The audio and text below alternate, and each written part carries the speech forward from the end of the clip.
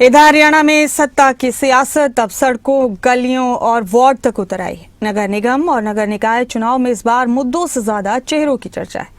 कहीं पुराने दिग्गजों पर भरोसा जताया गया है तो कहीं नए चेहरों के सहारे चुनावी बाजी पलटने की कोशिश हो रही है। बीजेपी अपने अनुभवी उम्मीदवारों के दम पर मैदान में है तो कांग्रेस ने नए और सामाजिक समीकरण साधने वाले चेहरों पर दाव खेला है। अब सवाल है कि क्या जनता पुराने चेहरों पर फिर भरोसा जताएगी या बदलाव के नाम पर नए उम्मीदवारों को मौका मिलेगा।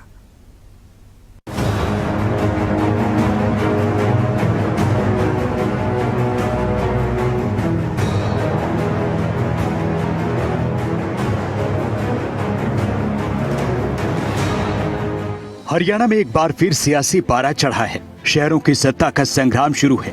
नगर निगम और नगर पालिकाओं के लिए तारीखों के ऐलान के साथ प्रचार शुरू है। अंबाला से लेकर सोनीपत, पंचकुला तक हर गली कूचे में चुनावी चर्चा आम है। क्या बीजेपी अपना किला बचाएगी या कांग्रेस, इनेलो और आम आदमी पार्टी कोई चमत्कार चुनावी रण में करेगी? नगर निकाय चुनाव बीजेपी और कांग्रेस दोनों के लिए अग्नि परीक्षा से कम नहीं। बीजेपी और कांग्रेस ने तीनों नगर निगम में दिग्गजों को उतार दिया है। साथ ही इनेलो और आम आदमी पार्टी ने भी तीनों निगमों के लिए तैयारी को ग्राउंड पर उतारना शुरू कर दिया है।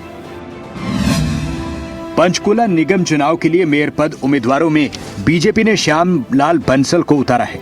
कांग्रेस ने यहां सुधा भारद्वाज को उतारा है। इनेलो की तरफ से मनोज अग्रवाल को उम्मीदवार बनाया गया है। आम आदमी पार्टी के उम्मीदवार का यहाँ इंतजार है। सोनीपत से बीजेपी ने राजीव जैन को मौका दिया। कांग्रेस ने कमल दीवान को उतारा है, जो जिला कांग्रेस शहरी के अध्यक्ष हैं। इनेलो ने आनंद खत्री को उतारा है। आम आदमी पार्टी ने यहां सत्यवीर सिंह को उतारा है। अंबाला में बीजेपी ने अक्षिता सैनी को टिकट दी। कांग्रेस ने कुलविंदर कौर को उतारा है। इनेलो और आम आदमी पार्टी ने यहां अभी कैंडिडेट नहीं दिया है। मेयर के प्रत्याशी के रूप में चुनने का काम किया है। मैं राष्ट्रीय नेतृत्व का, नितिन निमिन जी का बहुत बहुत धन्यवाद करता हूं। और इस चुनाव में भारतीय जनता पार्टी की बहुत बड़ी जीत इस चुनाव में देखने को मिलेगी। 10 मई और कांग्रेस गई का जो मंत्र है वो देश की जनता अपनाने का काम करेगी। हम चुनाव लड़ेंगे सोनीपत के विकास को आगे लेके जाने के। हम चुनाव लड़ेंगे सोनीपत में बेहतर व्यवस्था, क्योंकि अगर ऐसी सरकार जो चंडीगढ़ और दिल्ली में बैठ के व्यापक भ्रष्टाचार कर रही हो और निगम में विपक्ष की बजाय सत्ता पक्ष की तरफ निगम जाए तो भ्रष्टाचार निरंकुश हो जाता है। आज निगम में भ्रष्टाचार का क्या आलम है सब जानते हैं। ये हमारा मुख्य मुद्दा रहेगा। हम चुनाव लड़ेंगे जो आज सोनीपत में ड्रग्स, जो नई पीढ़ी है, ड्रग्स जिस तरह से सारे जितने शिक्षा के मंदिर, यूनिवर्सिटी, कॉलेज जो हुड्डा सरकार में बने थे, कांग्रेस की सरकार में बने थे, आज वो उनके आसपास ड्रग्स जैसे बिक रहा है। ये एक बहुत बड़ी समस्या है। हम चुनाव लड़ेंगे अपराध को लेकर। हमने 2 जगह अपने कैंडिडेट तय कर लिए। सोनीपत से हमें एडवोकेट है आनंद खत्री, हमने उनको मेयर के लिए अपना उम्मीदवार बनाया। और इसी तरह हमारे यहाँ से पंचकुला से मनोज अग्रवाल जो है उनको हमने अपनी पार्टी की तरफ से उम्मीदवार बनाने का काम किया। हमारी इच्छा तो थी सीमा को लड़ाने की, सीमा चौधरी को जो पहले मेयर थी, लेकिन सीमा जी की सेहत अलाउ नहीं करते। वो खुद अस्वस्थ हैं और कुछ घर की परेशानियां हैं। उनकी मदर भी डायलिसिस पे हैं। इस करके फिर उन्होंने स्वयं आग्रह किया। उन्होंने ये नहीं कहा कि भी मैं चुनाव लड़ने में असक्षम हूँ। उन्होंने कहा कि पार्टी मेरी जो जिम्मेवारी लगाएगी मैं उसको निभाऊंगी, लेकिन मैं आपको आपकी मेरी मजबूरी आपके सामने बताना चाहती हूँ। इसलिए फिर उन्होंने ही नाम सुझाया कि आप मेरी जगह अगर मनोज अग्रवाल जी को चुनाव लड़ाओगे तो हम और अच्छे ढंग से उस चुनाव को और बढ़िया तरीके से लड़ने का काम करेंगे।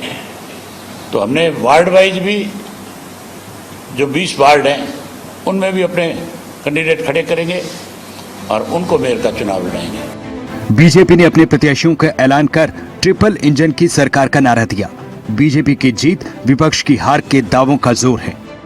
देखो, हमारे कार्यकर्ता 12 के 12 महीने फील्ड में रहते हैं, लोगों के बीच में रहते हैं और जिस तरह से हमने लोकसभा के चुनाव में हमारी तीसरी बार सरकार बनी, विधानसभा के चुनाव में भी हमारी तीसरी बार सरकार बनी, निकाय चुनाव जहाँ जहाँ भी हुए उसमें भी हम भारी बहुमत से जीत कर आए। और ये जो हमारे चुनाव होने जा रहे हैं, चाहे हम पंचकुला की बात करें, अम्बाला की बात करें, सोनीपत की बात करें, मेरों के, ये सभी चुनाव हम भारी बहुमत से जीतने जा रहे हैं। बात करें राज्यसभा के चुनावों की, राज्यसभा के चुनाव में भी जिस तरह से इनकी गुटबाजी, आपस की खींचातान और आपस की मतभेद जिस तरह से थे, इनके विधायकों ने ही अपने नेताओं के ऊपर सवाल उठाए, विश्वास नहीं दिखाया और किस तरह से उन्होंने वोटिंग की, चाहे क्रॉस वोटिंग की बात हो और जिस तरह से उनके अपनी नाराज़गी दिखाई, इस तरह से अभी भी उनके अंदर जो गुटबाजी है और जनता ने जिस तरह से इनको पहले भी नकारा, इस बार भी जनता इनको नकारेगी। और सर एक आखिरी सवाल, आम आदमी पार्टी ने भी अपने प्रत्याशियों की घोषणा की है, चाहे मेयर की बात करें, एमसी की बात करें। आम आदमी पार्टी को प्रदेश में आप कहाँ देखते हैं, क्योंकि वो भी निकाय चुनाव लड़ती हुई नजर आ रही है? देखो, कहीं भी कोई भी पार्टी को चुनाव लड़ सकती है और आम आदमी पार्टी का आपने देखा है किस तरह से पहले भी इनके दिल्ली की बात करें और भी जो जहाँ जहाँ इनके चुनाव इन्होंने लड़े हैं, जो हाल हुआ है उससे भी बदतर हाल इनका होने जा रहा है। हरियाणा में नामांकन प्रक्रिया चल रही है। 21 अप्रैल से 25 अप्रैल तक नामांकन है। छठनी 27 अप्रैल को, नाम वापसी का दिन 28 अप्रैल है। मतदान 10 मई को होगा और नतीजे आएंगे 13 मई को। नामों और चेहरों के इस दंगल के बीच जनता के असल मुद्दे कहीं दब न जाए, इस पर सबकी नजरें हैं। शहरी इलाकों में कई मुद्दे हैं, मतदाता चुप है, लेकिन उम्मीदवार के लिए परीक्षा की घड़ी है। 10 मई को होने वाला मतदान ये तय करेगा कि हरियाणा के शहरों का भविष्य किसके हाथ में होगा। 10 मई को वोटिंग होगी, 13 मई को नतीजे आएंगे। चुनाव न सिर्फ स्थानीय सत्ता का फैसला होगा, बल्कि आने वाले वक्त के लिए राज्य की सियासत की दिशा भी तय करेंगे। चेहरे साफ हैं, इरादे नेक बताए जा रहे हैं, लेकिन जनता के मन में क्या है?